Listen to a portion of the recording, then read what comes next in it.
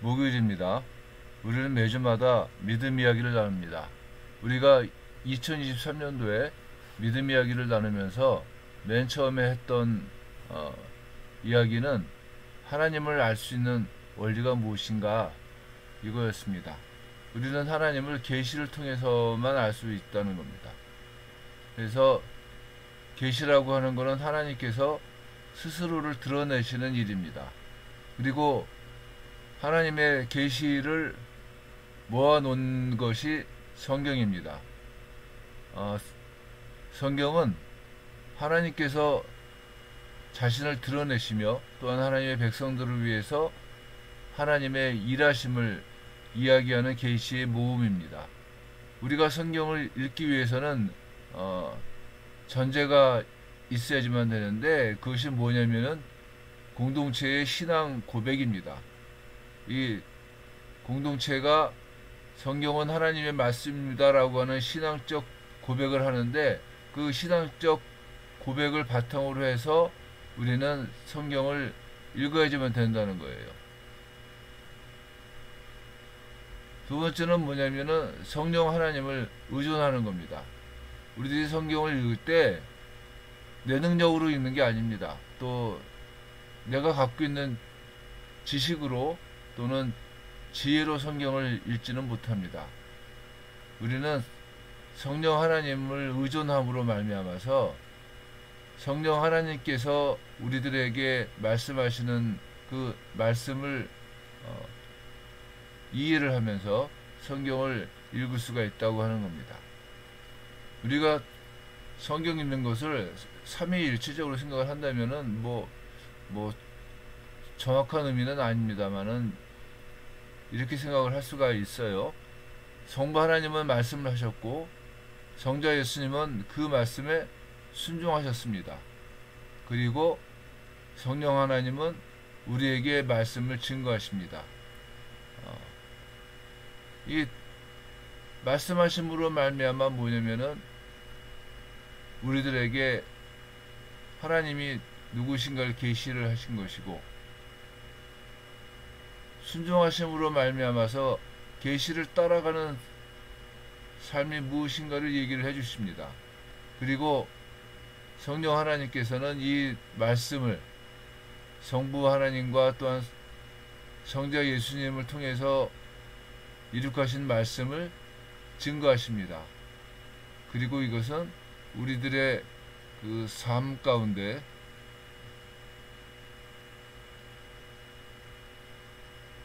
적용할 수 있도록 하나님께서 인도를 하시는 겁니다.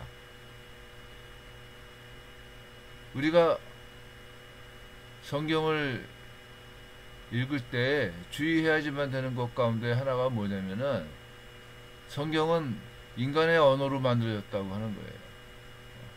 이 인간의 언어라고 하는 것이 굉장히 뭐냐면은 불완전한 겁니다.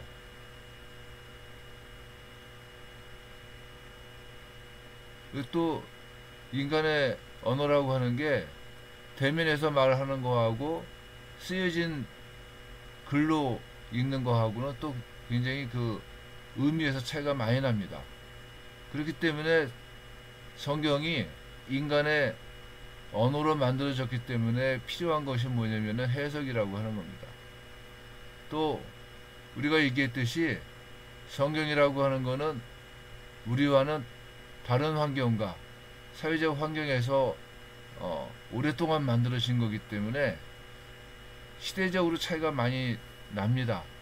그래서 우리들은 성경을 읽으면서 해석을 해야지만 된다고 얘기를 할 수밖에 없는 겁니다. 느부갓네살이 꿈을 꿨습니다. 하나님께서 느부갓네살한테 꿈을 주신 겁니다. 바꿔 말하면은 계시를 주신 거예요. 느부갓네살에게 바벨론의 미래가 어떨 것이다 라고 하는 어떤 계시를 통해서 예수 그리스도를 볼 수 있도록 만드신 겁니다.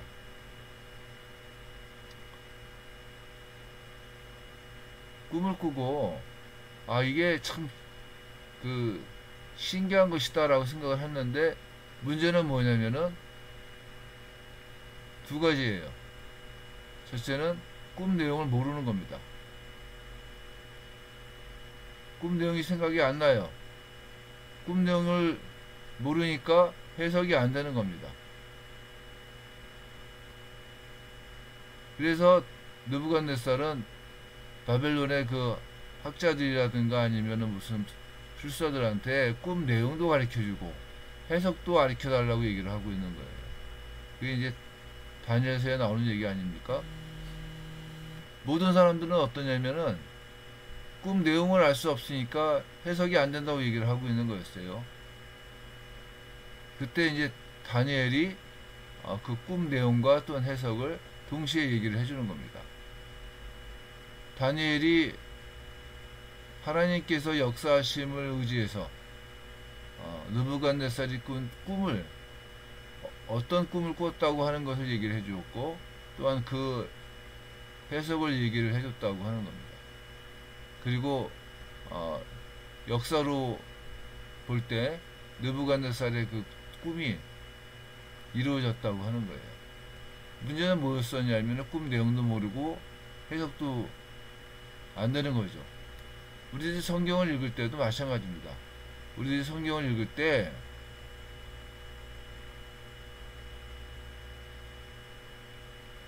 우리들이 성령 하나님을 의지할 수밖에 없는 이유는 뭐냐면은 내용도 어떤 때는 잘 우리가 이해하지 못할 뿐만 아니라 해석도 안 되기 때문에 그런 겁니다. 그래서 이 내용과 해석을 동시에 할 수 있는 방법이 뭐냐? 성령 하나님을 의지할 수밖에 없다고 하는 거예요. 우리가 지난주에 성경 읽기의 방법으로 독서백편 의자연이라고 하는 말을 했습니다. 이 독서백편 의자연이라고 하는 말은 100번을 읽으면 된다는 얘기예요. 100번을 읽으면은 일단 내용을 알 수 있다는 겁니다. 뭐 깊은 뜻이라든가 이런 것들은 모르겠고 무엇을 이야기를 하고 있는지는 알 수 있다고 하는 거예요. 이 독서백편 의자연이라고 하는 말을 할 때 바탕에는 성경의 그 번역 과정에서 하나님께서 역사를 하셨고 또한 우리가 가지고 있는 우리말 성경이 대부분 거의 99.9999%가 원어 성경의 내용과 일치한다고 하는 것이 전제가 되어 있다는 겁니다. 예를 들면은 그 창세기 4장 8절 같은 말에서 우리말 성경은 가인이 그의 아우 아벨에게 말하고 그들이 들에 있을 때에 가인이 그의 아우 아벨을 쳐 죽이니라 이렇게 되어 있는데 원어 성경은 어떻게 되어 있냐면은 가인이 그 아벨에게 우리가 들러 나가자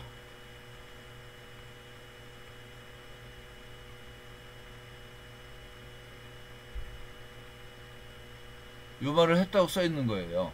이게 이제 히브리어 성경에는 우리가 들러 나가자라고 하는 말을 했다고 히브리어 성경에 써 있는데 우리말 성경에는 없어요, 이 말이. 근데 없어도 상관이 없다는 겁니다. 가인이 그 아우 아벨에게 말하고 그들이 들에 있을 때 요 상황으로 봤을 때 아마 가인이 아벨한테 이 말을 했을 거라고 하는 것을 우리들은 대충 이해할 수가 있다는 겁니다. 이렇게 조금의 차이, 뭐 학자들이 봤을 때는 큰 차이라고 생각할 수가 있지만은 성경을 그냥 읽는 평신도들의 입장에서는 대부분 거의 그 일치한다고 생각을 할 수가 있다는 겁니다.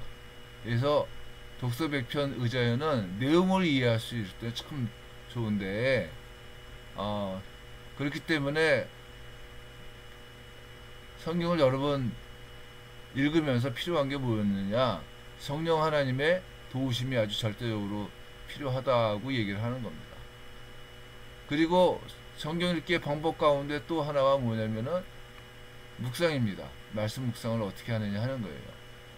그래서 지난주에도 얘기했습니다마는 성경을 여러 번 읽음으로 성경에 대한 넓은 안목을 가지는 것은 성경을 묵상할 때 길을 잃지 않게 해준다고 얘기를 할 수가 있다는 겁니다.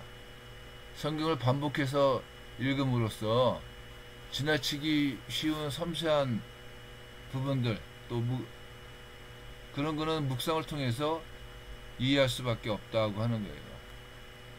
그래서 성경 읽기가 숲의 아름다움을 보는 것이다 이렇게 생각을 한다면은 묵상은 나무의 아름다움을 보는 것이다 이렇게 생각을 할 수가 있다는 거예요. 그래서 묵상을 위해서 필요한 거는 뭐냐? 삶의 상황이다. 우리들이 요셉 이야기를 한번 한 적이 있습니다. 요셉이 끝없이 나락으로 내려가는 거예요. 이 채색 옷을 입었었는데 벗겨지고 또 팔리고 노예가 되고 죄수가 되고 그래서 끝없이 내려갔다는 겁니다. 이 끝없이 내려가는 요셉 이야기의 상황, 우리들이 보통 얘기하는 이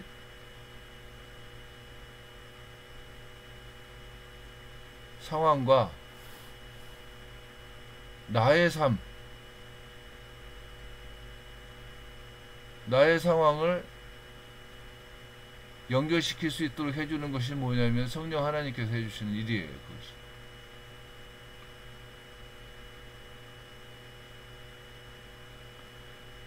끝없이 내려가면서 어떤 일이 있었느냐? 요셉은 계시를 따라갔다는 겁니다. 이 꿈을 따라가는 거죠. 쭉. 죄수로 내려간 그 상황 속에서도 요셉은 이 계시를 따라서 어떻게 했냐? 누군가를 도와주고 꿈을 해석을 해줌으로 말미암아서 하나님과의 관계가 변함이 없다고 하는 것을 입증을 한 거예요. 그리고 난 다음에 애굽의 바로가 꿈을 보지 않습니까? 이것도 하나님의 계시입니다. 7년은 풍년, 7년은 흉년. 이 14년 동안 일어날 일들을 쭉 얘기를 해주신 것이 바로의 꿈이고, 이 꿈을 요셉은 이 계시를 따라서 쭉 왔기 때문에 하나님의 말씀을 의지해서 이 꿈 해석을 해준 겁니다. 그래서 총리가 되죠. 우리도 우리들의 삶의 상황 가운데서 끝없이 내려갈 수도 있어요. 사실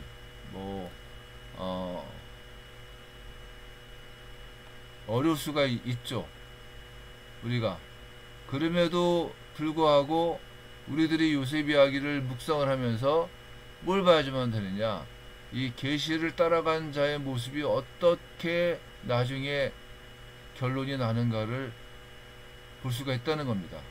그래서 성령 하나님께서는 우리들에게 뭘 요구를 하십니까? 말씀을 놓치지 말자. 바꿔 말하면은 계시 의존적으로 살자. 이 얘기를 나한테 말씀하시고 증거하시는 거예요. 말씀 묵상이라고 하는 거는 그렇게 내 삶의 상황을 성경과 비추어 봤을 때, 성령 하나님께서 무엇을 내게 말씀하시는가를 깊이 생각하는 겁니다. 이스라엘 사람들이 광야에서 살면서 특별히 제사장들이 하는 일 가운데 하나가 뭐냐면은 이 성막 위에 있는, 이것을 성막이라고 생각을 하면은 구름 기둥이 어떻게 움직이는가 하는 거를 파악을 하는 거예요.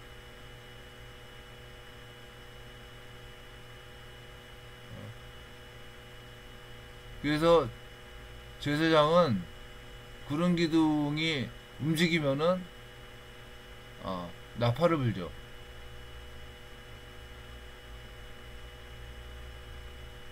그래서 나팔을 불어서 이스라엘 백성들이 어떻게 됩니까? 이 구름을 따라갈 수 있게끔 만들어 줬다고 하는 겁니다. 그러니까 말씀 묵상이라고 하는 거는 항상 함께 있는 구름 기둥의 움직임을 바라보는 방법이에요.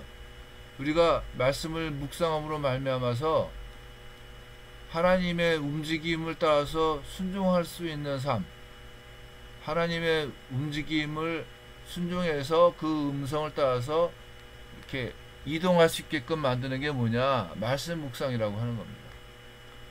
그래서 구름의 움직임을 따라서 순종하는 삶에는 하나님의 복과 평강이 있을 수밖에 없다고 하는 겁니다. 그래서 시편 1편 2절에서는 행복한 사람은 누구냐? 하나님의 말씀을 주의하러 묵상하는 자다, 이렇게 얘기를 하는 겁니다. 말씀을 묵상한다고 하는 얘기는 전제가 하나님의 살아계심을 아는 겁니다.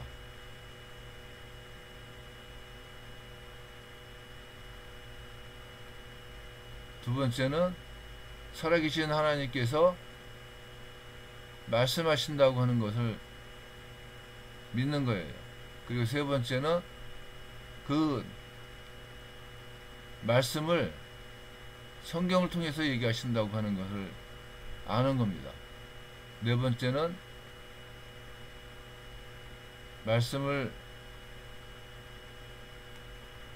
순종함이 행복이다 하는 사실을 아는 겁니다. 그래서 우리가 이 말씀 묵상을 통해서 행복할 수 있으면 좋겠습니다. 물론 말씀 묵상을 위해서 필요한 거는 읽기입니다. 읽기. 이게 제일 기본이에요. 그 다음에 말씀 묵상을 좀 더 잘하기 위해서 연구도 하는 것이고 또 암기도 하는 겁니다. 이런 것들을 통해서 우리가 2024년에는 행복한 사람이 되자. 행복한 사람이 될 수 있는 방법이 뭐냐?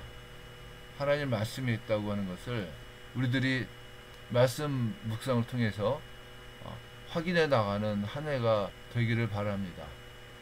기도하겠습니다.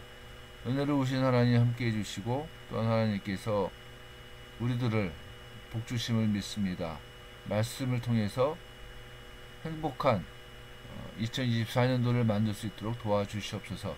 말씀을 묵상할 수 있는 지혜와 시간과 또 마음을 또한 허락하시기를 간절히 원합니다. 모든 말씀 예수님의 이름으로 기도했습니다. 아멘.